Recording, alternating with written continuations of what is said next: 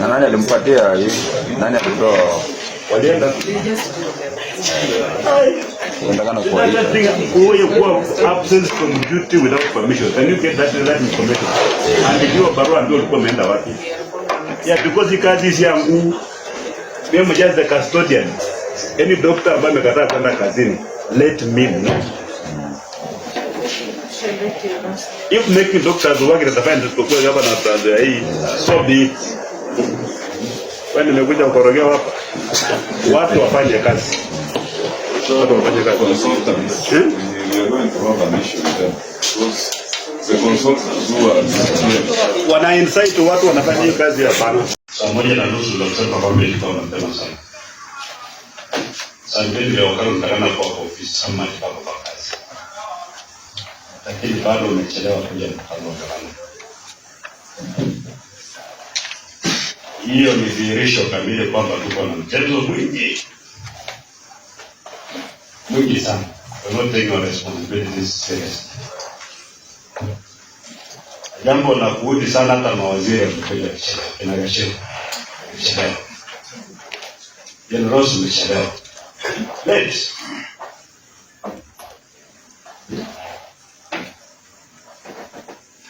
It's bad. Nimeambiwa hapa kuna chief officer wagonjwa wanataka kukufa kwa hali maututi. Kinoso.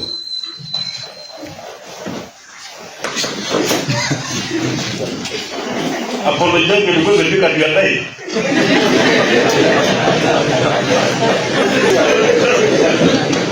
Uongo.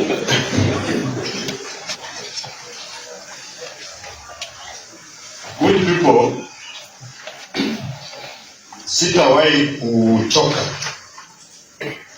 wakumbusheni wenzangu kwamba hii space that we occupy is very privileged. Ni nafasi ambayo wakazi wengi wa Trans Nzoia wangependa kuja kukaa mahali umekaa. As we speak now, wale tunatangaza nafasi ya revenue officer sana mwana watangaji watakuwa. Lakini wakati unapata kazi unaanza kuleta mchezo kwa kazi. Lazima ukumbushwe umekuwa mkubwa na jifanyia vile unataka.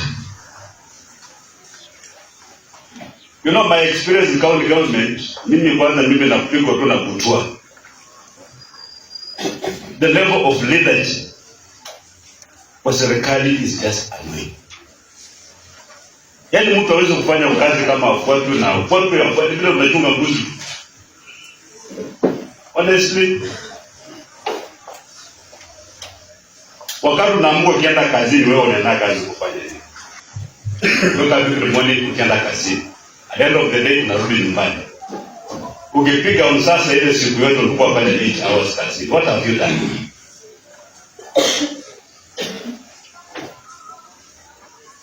Paka revenue officer unachelewa mkutano wako wenyewe.